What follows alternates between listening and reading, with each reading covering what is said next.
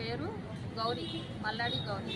ఇక్కడ గురుమూడి శాంతమ్మ, గురుమూడి సోములు సంపాదించిన ఆస్తి 200 గజాలు ఇక్కడ ఉంది. ఎక్కడమ్మా? పెద్దగా తెలియ పోలమామ గుడికి ఎదురుగా 18/21.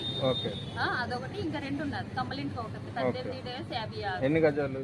200 గజాల్లోని ఈ 5 కూతురికి సమానంగా వాటాలు రావాలి. రెండో కూతురు పెళ్లి అది అవ్వక ఇన్ని సంవత్సరాలు ఆ ఇంట్లో ఉండబట్టి మేము ఆస్తి వాటాలు అడగలేదు.